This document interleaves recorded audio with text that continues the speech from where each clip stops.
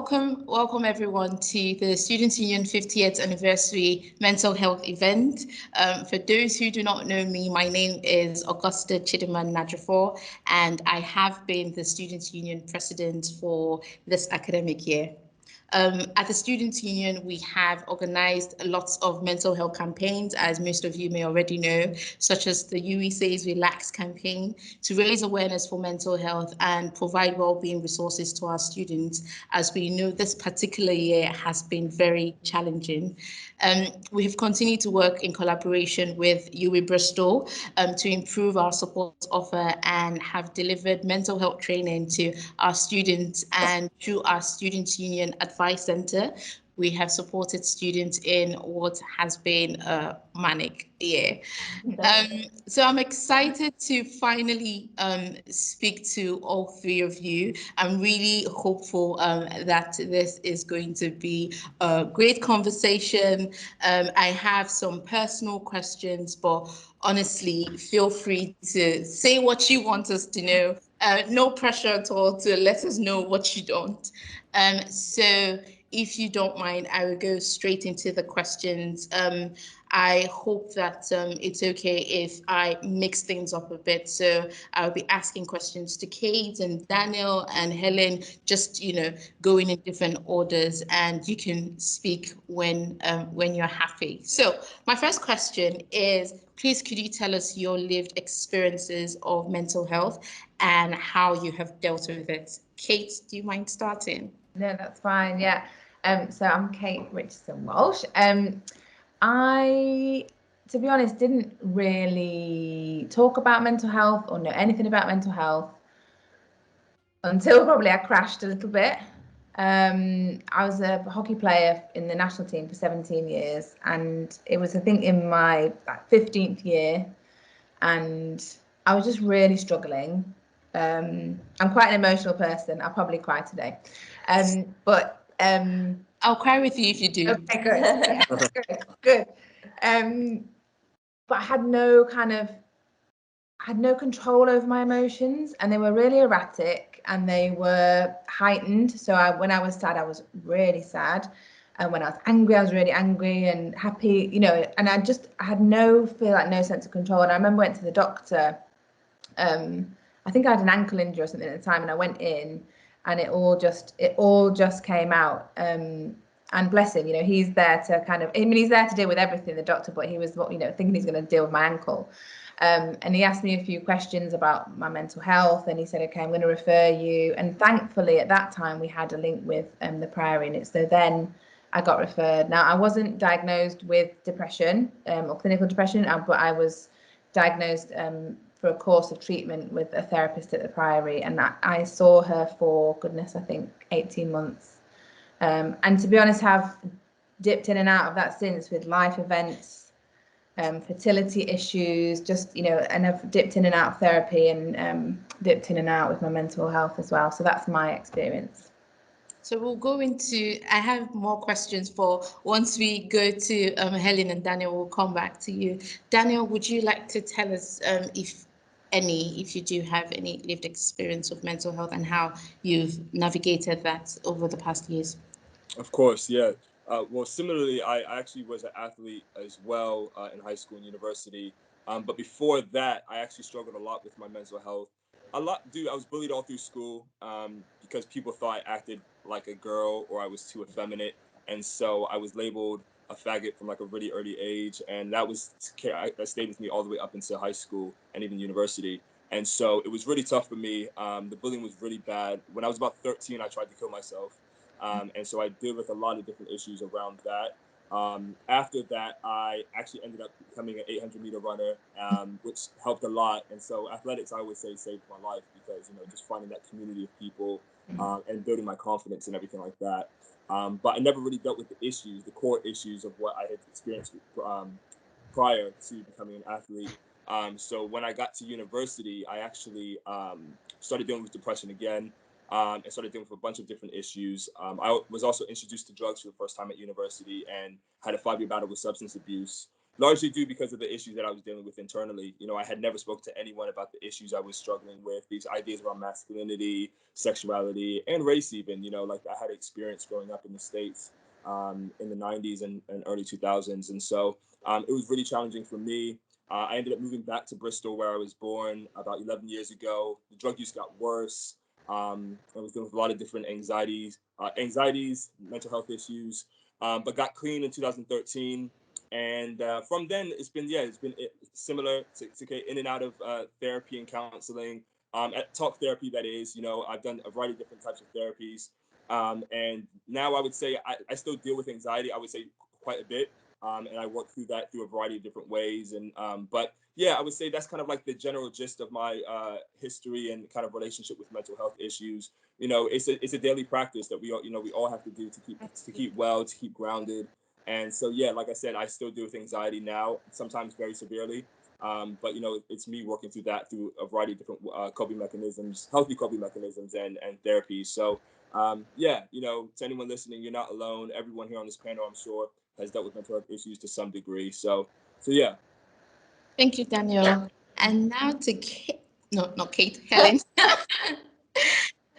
Hello, I'm Helen, and yeah, I mean, similar really. I was a hockey player all my life. That's all I kind of knew, and it was I suffered with probably 2 bad bouts of depression, and that coincided with really bad injuries. So I had, well, actually, the first one, to be fair, wasn't when I was injured at all, but I was living abroad for the first time. I'd had changes in my life, relationships and stuff like that. And so I was away from home, and I just found myself like crying all the time, and I didn't know why. At the time, I couldn't put my finger on anything, and I would not want to get out of bed in the morning. And eventually I also went to see the team doctor, but it wasn't about that. And he also asked me how I was feeling, and again, it just kind of came out. And at that time I went on medication, but I probably didn't stay on it for long enough. I didn't really know a huge amount about it, and I didn't really follow. I was never really followed up with it with the doctor or anybody. I didn't have therapy or anything like that at that time. So I came back home, started playing hockey in this country again, in England, and everything was fine. I was doing okay.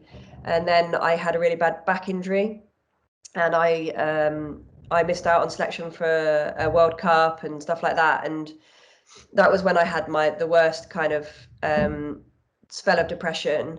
And thankfully, that was a time when we had access to the Priory. So I also got proper therapy. I went back on medication, this time for a longer period of time.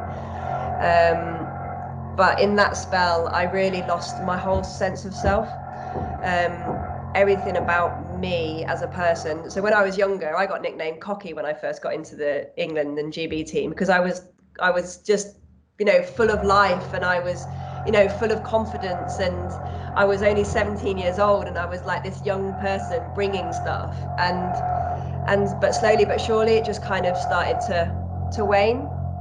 And during that time, I lost my confidence, I lost my self-esteem, I lost everything there was about me. And that was probably the hardest thing. And so eventually the medication, the therapy, like I started to get that back. But having reflected after that time, I started to realize that there was probably elements of, it wasn't just about me not being able to play hockey and that identity, it was also about my sexuality, and having probably not dealt with or not coped with that in my younger life, and that was starting to then come through as I got older. So it was all the different things playing out at that time, which I had no idea. But I think that's often the case. Yeah. So yeah, that's kind of my lived experience. Thank you all. I think from all that all 3 of you have said, one thing that I can tell was, you know, at a younger age, you did not recognize that there was something. And it was only later in life And I think with mental health and the awareness that everyone is making an effort to push, we find that not a lot of people know about it. Not a lot of people own it as well. So there's that stigma. So how do you think that it has changed over the years, if it has, and what do you think can be done, especially in schools? Daniel, you did mention that you were bullied in school. So how do we think we can continue to change the mindset of a lot of people and even those who are struggling? Daniel, would you want to go first? Sure. Yeah. I think there's a lot that can be done in schools, and I do work with some schools now. And it's interesting. I think with bullying, back when I was growing up, and I'm sure when all of us were growing up, and then even more so, I think with our parents and grandparents, bullying was kind of just an accepted thing. It was kind of just like almost a rites of passage of like, yeah, that's just what happens at school, and also too in families as well. I have an older brother, who actually contributed a lot to my poor mental health. I was getting bullied at school, and then I'm coming home and getting bullied at home. It was like there's no respite. Like there was no time to actually I could just breathe or feel safe. And I think we have to I think all of us have to do better at monitoring that, particularly in schools. It's not okay to be bullied. It's not okay to have attacks on you, whether those are physical attacks, emotional or verbal attacks on you. And it's about educating young people and students as well as teachers, because sometimes I've found teachers contribute to that as well. And so it's we all have to be educated on that and make sure that we're protecting our own mental health and each other's mental health. Thank you. Helen? Yeah, I just kind of add to that a little bit. I completely agree.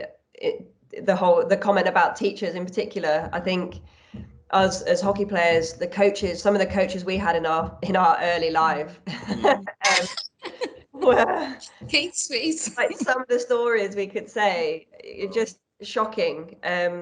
And like Daniel said, you just kind of, back then, you just thought that was how it was. And thankfully, I do think it is changing. I think this next generation that are coming through are realizing that they don't have to, A, that is wrong, and B, they don't have to put up with it if it is happening to them. Obviously, there's some people who don't have probably the strength to voice those things, which again is another issue. But I think it's probably just the people I follow on social media, but people are being challenged now for those kinds of actions. And I think in the sporting environment, it was very much a case of you could just get shouted at, like full in the face, and that was acceptable. But I think that is changing. It certainly has changed in hockey in this country, in the UK. Yeah. Would you agree, Kate? Yeah. And I do think it is changing in lots of sports, not probably all of them yet, but it is changing. And I think that is becoming unacceptable, which is good place to start. Yeah, I feel like it's the in the past, it was like to be successful in anything, it has to look and feel and sound like this. And care was not on that agenda at all.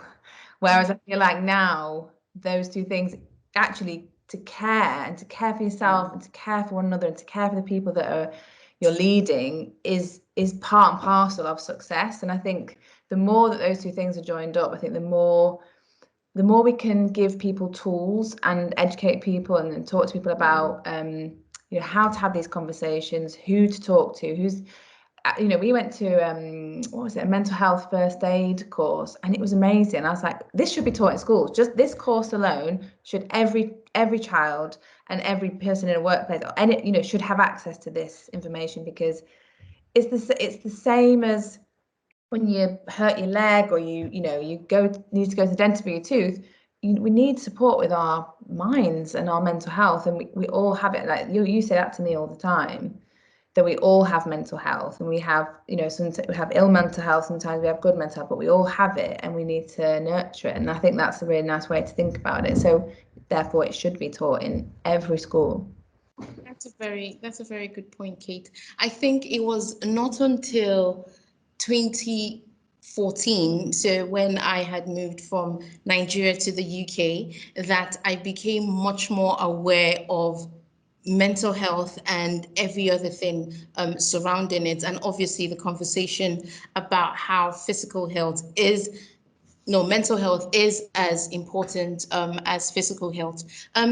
You all mentioned something about therapy.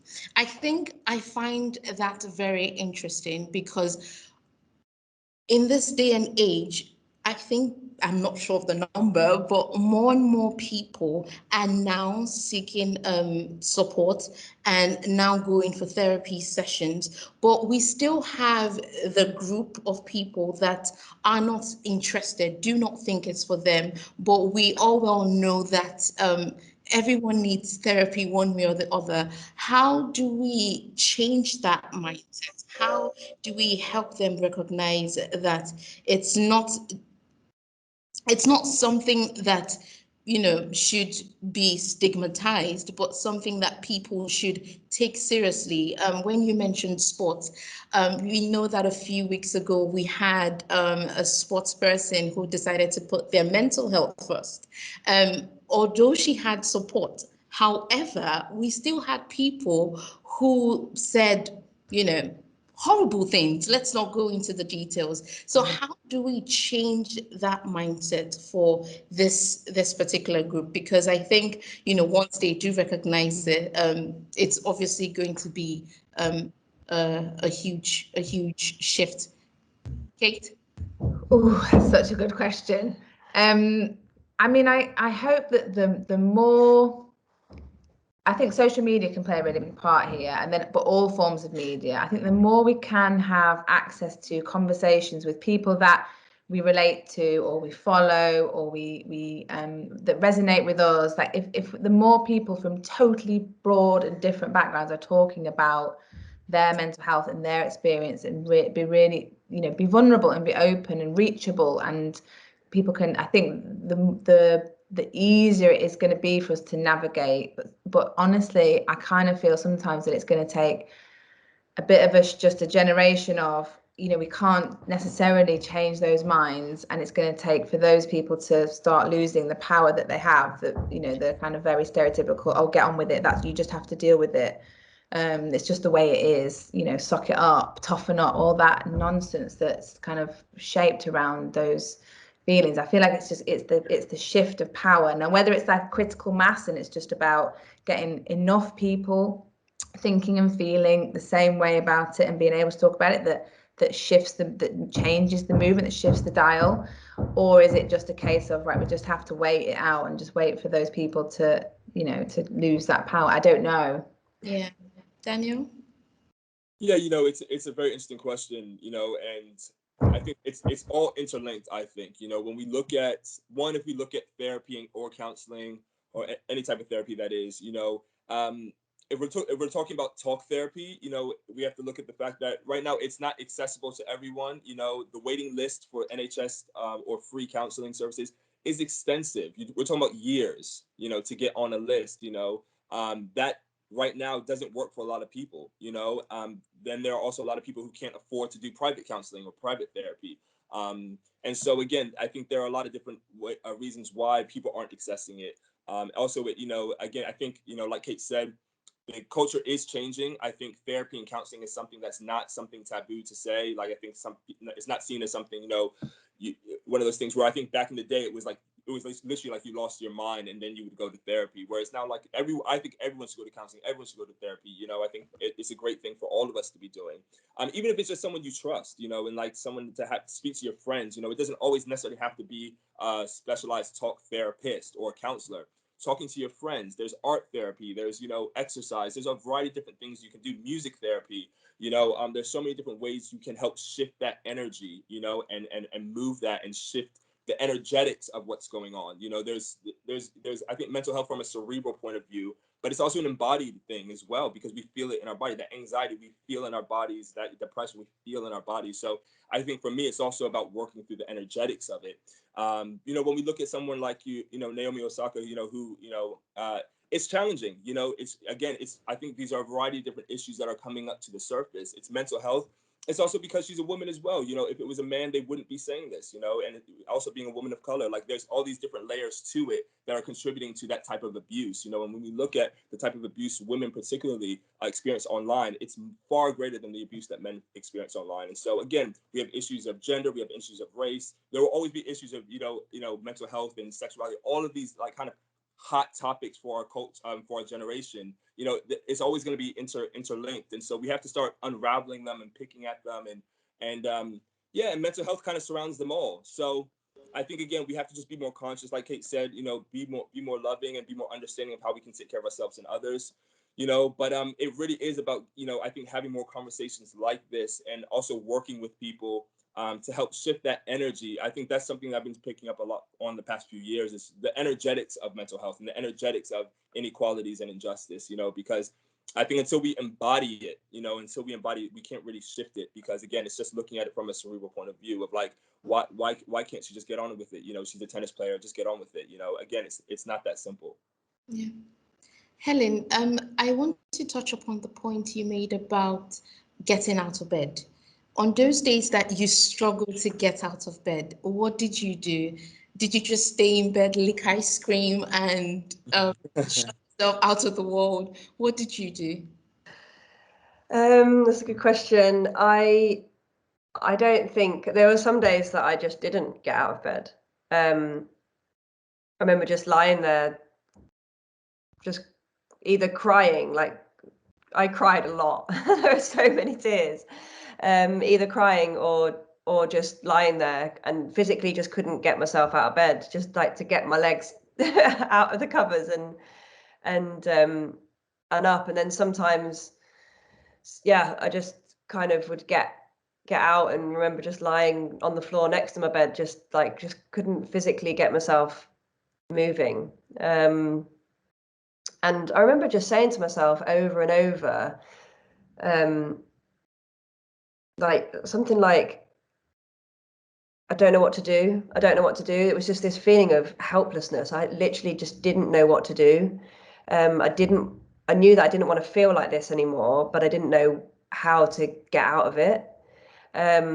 So that was when it was at its worst. And yeah, I guess was really grateful that I had some very close friends that were willing to come and sit with me at those times. And yeah, I mean, I think that takes a special person to be able to do that.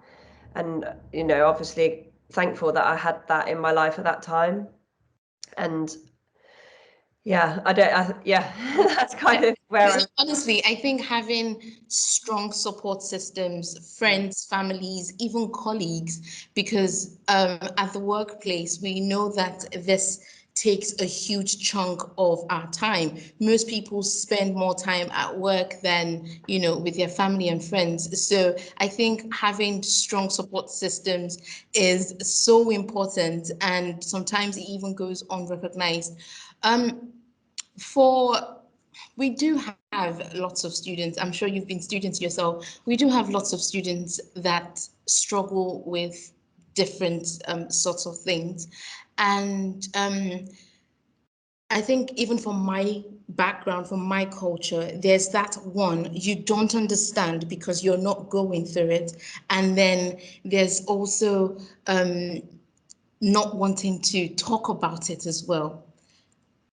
In that phase, when you have a student who is feeling like that, how do you think they can navigate that? Because it's always so good for me when I find that, oh, you know, this very popular celebrity has also dealt with a lot of stuff. I think it sheds more light on the fact that, oh, I'm not different. I'm not different in a bad way. So how do we get those people to realize that they are not the only ones going through what they are? Kate? I think it's having as many like outlets as possible, or touch points as possible. So, you know, as Daniel quite rightly pointed out, like therapy is totally out of reach for a lot of people for many different reasons. So, you know, but are there phone lines? Like, how accessible are the phone lines? Are they visible? Are they around? Are there help groups? Are there things in the university, things outside of the university? Are there people on social media? You know, what, all the various different ways. I think just giving people options, so that, because you don't want to see it. I think when you're in that place, you don't want to see it either. So I think it's also encouraging and educating people to have some supportive conversations around it. So I know in the team we talked about, you know, when someone's visibly not okay, and you just know, you just get that vibe from their energy, just their just how they are, and maybe it's over a period of time. And initially, you know, sometimes our first thing is like, what's wrong with them? Like, you know, they're bringing like the mood down, or they've got negative energy, and actually just switching that, and or noticing that and using it as a trigger to actually ask the question, are they okay? And I think I work at Virgin Media part-time, and we've started saying ask it twice. So because the first time, are you okay, you'll probably be like, yeah, I'm fine, you know, or yeah, I'm okay, or I'm all right. And actually to ask it the second time, you might get a bit more of a actually, you know, and then you can go from there. So there's all that education around that, I think, is really important. Yeah, I was just going to add, I think that's the really key point, you know, to step over that line and actually phone a helpline. It's hard. It's literally like, it's very hard to do. And so being maybe a little bit more proactive with the help that is there, a little bit more kind of encouraging and not pushing, but do you know what I mean? Just that little bit extra, because when you are in that place, I mean, even if you know about all the helplines and where the support, you know, I would sit there thinking, who can I phone? What friends do I have? And I would go through a few people, but I wouldn't phone them. Who would understand? Yeah. Exactly. So it's being a bit more proactive. Yeah. The support. Yeah. Thank you, Helen. Daniel, as part of November, I think back in 2017, you also worked with the SU to deliver a workshop. We know the rise of mental health issues for males, particularly suicide. How do you think we can truly make a difference? And what sort of support from your experience do you think students could access that would truly help? Yeah, you know, the conversations around men's mental health, you know, have been going on, I think, in the mainstream consciousness for years now. And, you know, suicide is still the #1 leading cause of death for men under 45 in the UK.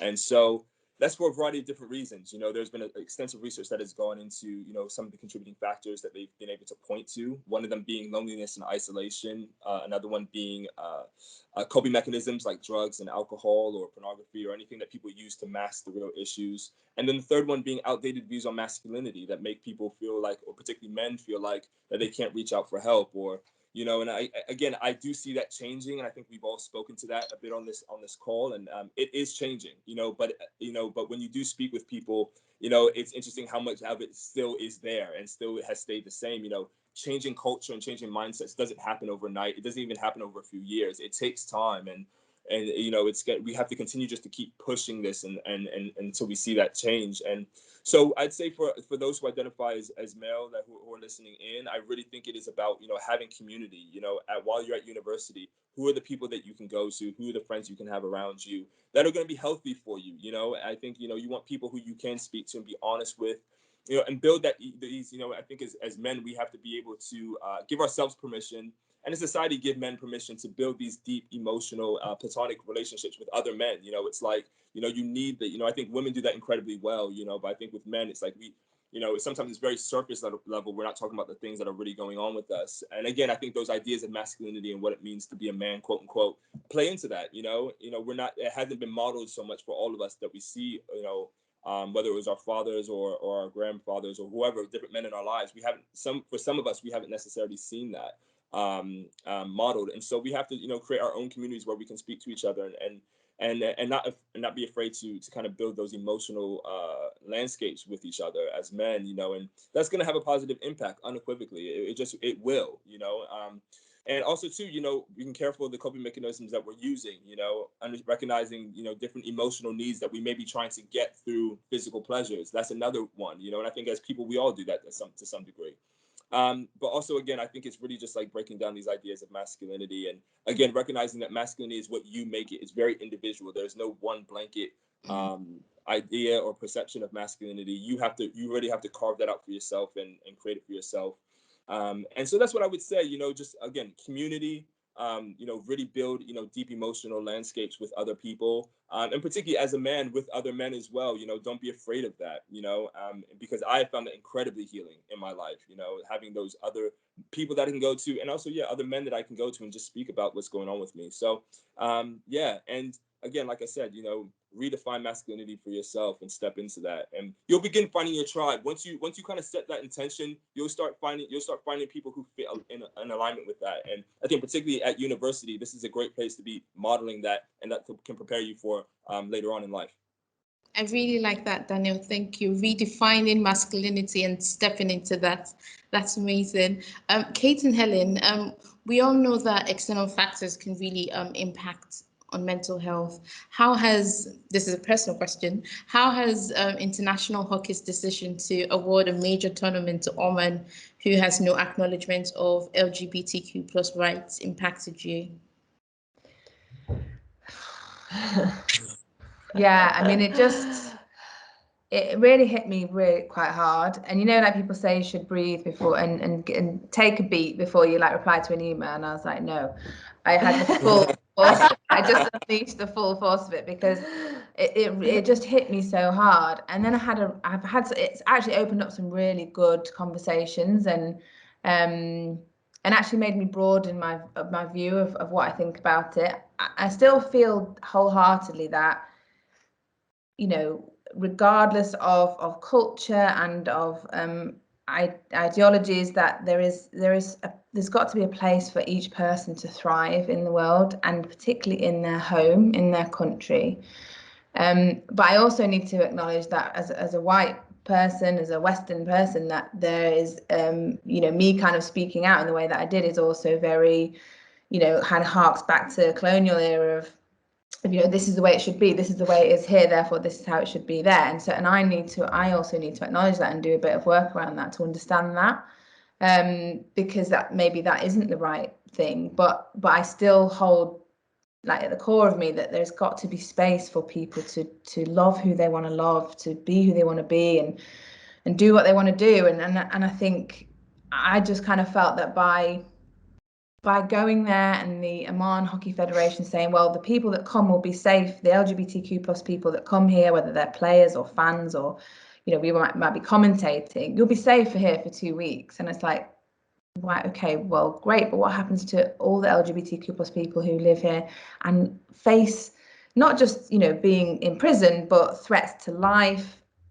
absolutely, having to be closeted, would affect mental health in a very deep way. And there's no conversation or acknowledgement or anything, any basis to help those people feeling that. So it really impacted me in a big way.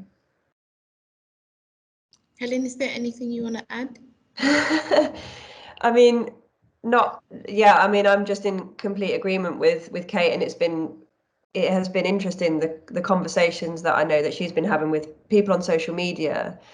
And I think the whole thing of having to be closeted, or the whole thing of not being able to be the kind of man that you want to be, like Daniel was talking about, I think all those stereotypes, I was affected by stereotypes when I was younger.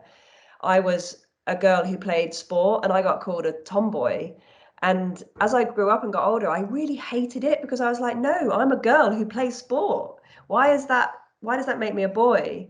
And I think there's stereotypes that affect all of us, and we're all trying to fit into this box that has been made for us, that we are told that we should fit into, but none of us should fit into any box. We can be whoever and whatever we want to be. And wherever you live, you should be able to be that person.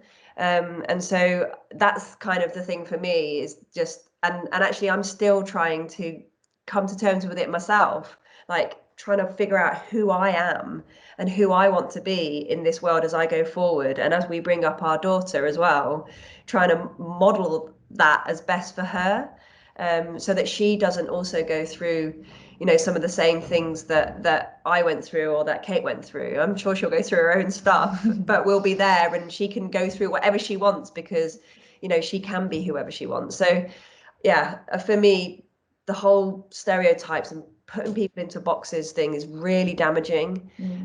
People should just be able to be who they want to be. I think that's the most important thing. Thank you, Helen. We were all greatly impacted by what we all know as COVID. How did COVID change you, if it did? Daniel, do you want to start? Wow.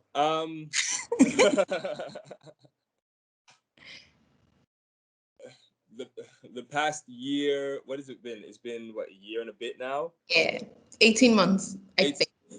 The past 18 months or so have been a wild ride, an absolute wild ride, and I'm sure it's that way it has been for many of us around the world. One, I want to start with that I'm very grateful. I'm very grateful that my health wasn't impacted in a major way personally.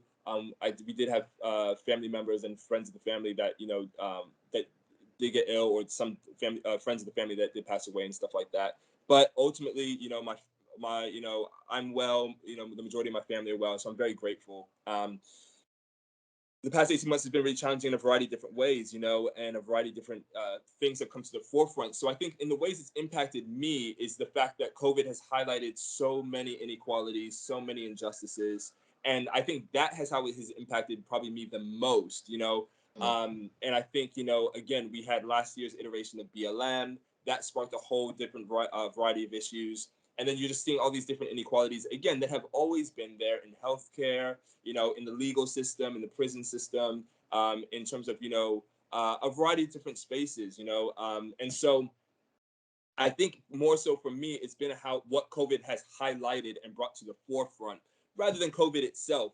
Of course, it has impacted people's health in a big ways, but personally, I think it's what it's highlighted, and so a lot of the issues and the most intense situations for me over the past 18 months have really been around the injustices and inequalities more than anything personally. And so that has been incredibly challenging, incredibly tough. I am a completely different person than I was 18 months ago. I just am, who I am now, what I've been through, what I've grown into, what I've stepped into, what I've accepted about myself and the world around me, and my soul's agreements for, what I believe I'm supposed to be doing here on this earth while I'm here. It's very different than 18 months ago, and I'm much more grounded. And yeah, it's there's not enough time to even go into it today of everything that I've experienced and been through. But I do want to say that as challenging as it has been, I am very grateful for what it has showed many of us. I think without the time to reflect that a lot of us have had, I think we would be continuing to brush a lot of things under the rug as we have done. I think having the time to reflect and think, I think many people have benefited from that.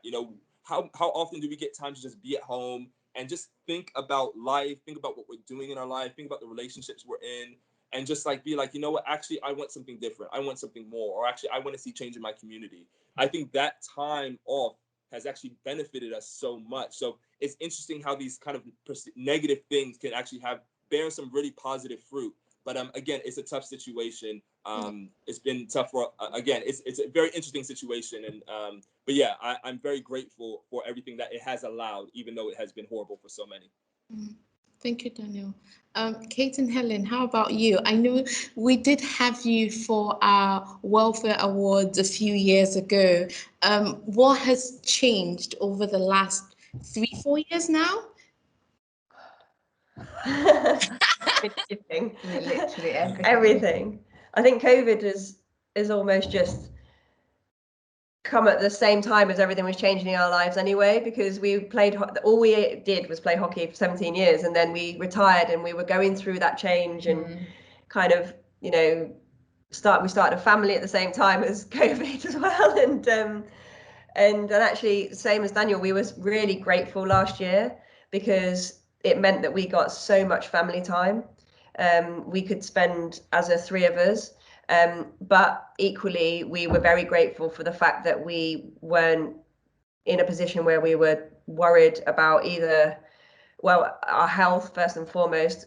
Very grateful that none of our family, very close family, suffered. Yeah, keep touching wood, with COVID, and actually grateful that we felt secure, in our home, and thankful that we had enough money to survive, even though all our work stopped overnight. We had money enough for a few months at least, until we kind of got other jobs, and we knew we had family support if we needed it. So grateful for all of that stuff. But yeah, and also actually we often said that we spent our whole hockey careers preparing for COVID because we'd spent lots of our time on the road and in hotels, and we did so much work on ourselves as people as well, and awareness. And so actually we knew about ourselves, and so when COVID hit and we suddenly were stuck in our 2-bed upstairs flat with a young baby, we had kind of an idea of what plans we needed to put in place. We needed routine, we needed time to ourselves, with each other, with the three of us. So we worked that into our routine. We knew that actually if one of us woke up in the morning and wasn't feeling it, and just actually feeling like crap and didn't really know why, we tell the other person, hey, I'm not feeling great today, and I have no idea why. And Kate would be like, okay, just take yourself off, go and do what you need to do, I'll look after Pfeiffer.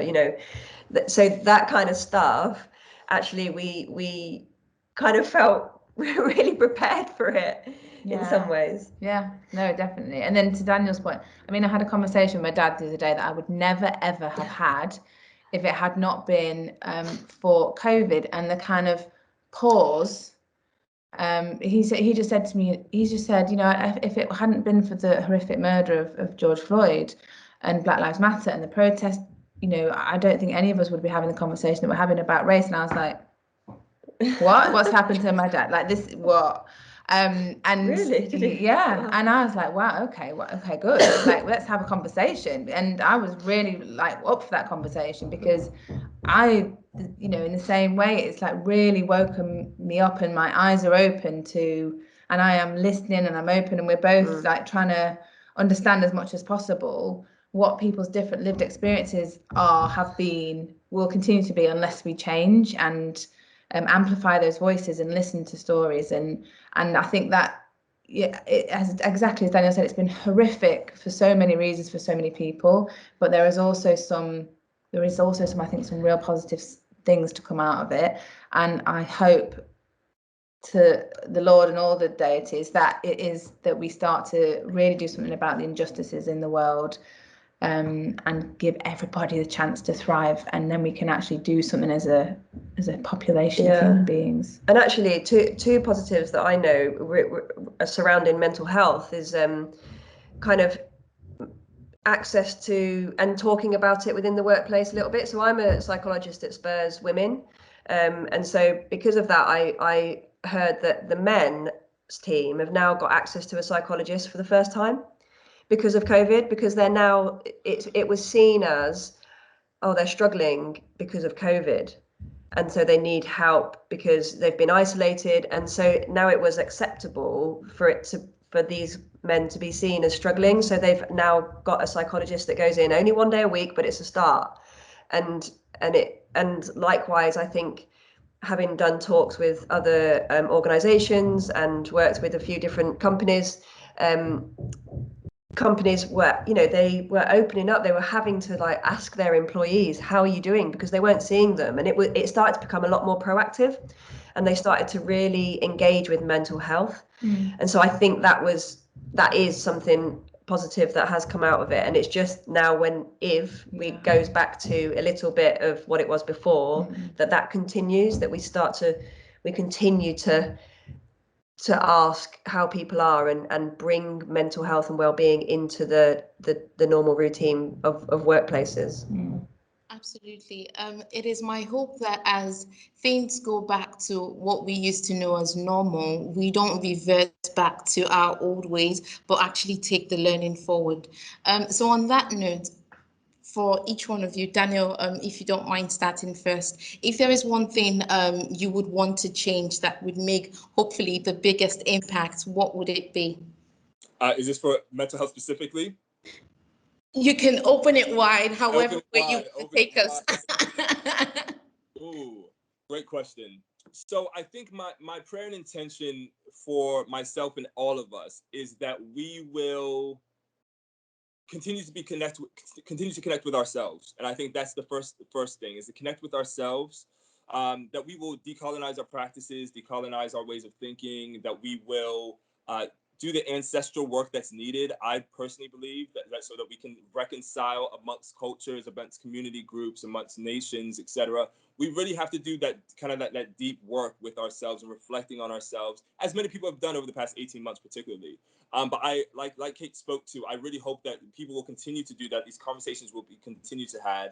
But ultimately, I really want us again to move past the kind of space that we're kind of in now, where it's like, it's inequality, injustice, mental health, whatever it may be, from this cerebral point of view of like, okay, we understand that different demographics of people are impacted differently. We understand, to some level, that women experience more abuse online, or women, 1 in 3 women in the world have been, have experienced physical or sexual violence.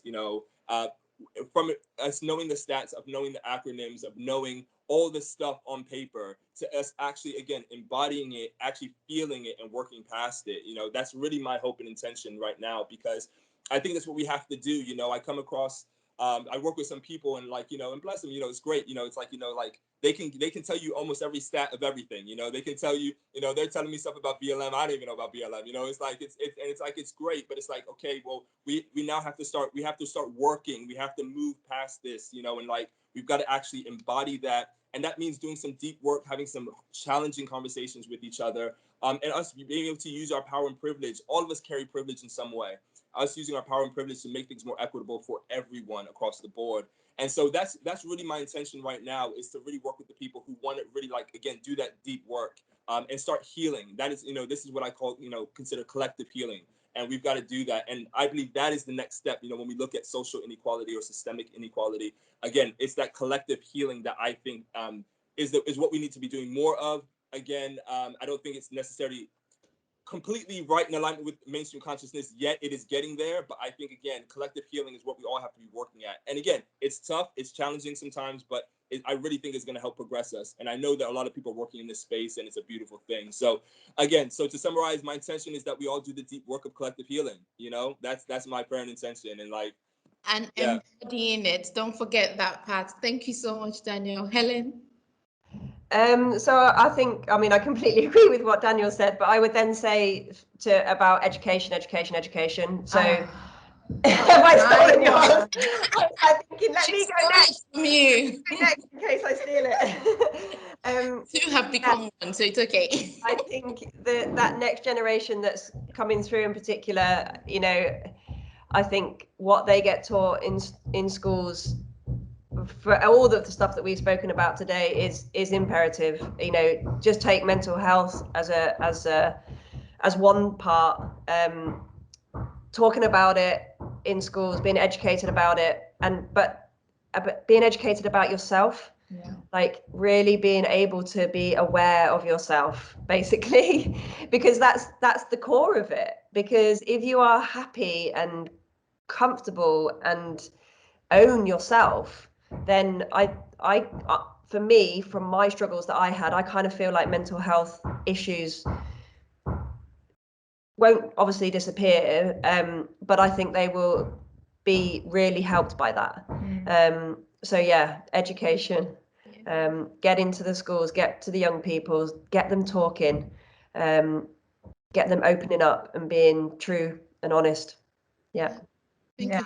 I would only add, because I was going to say the whole education system needs to be completely revolutionized, frankly, because history at the moment is white history.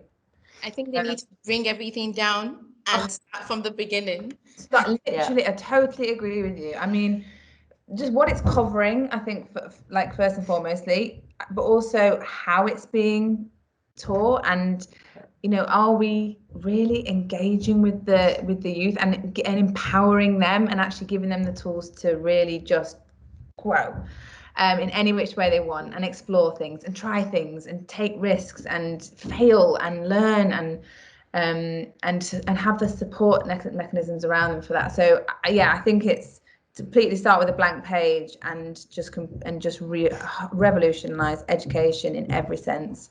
I think for me is a big passion. Yeah. Thank you so much. Also, the final question. This is your moment.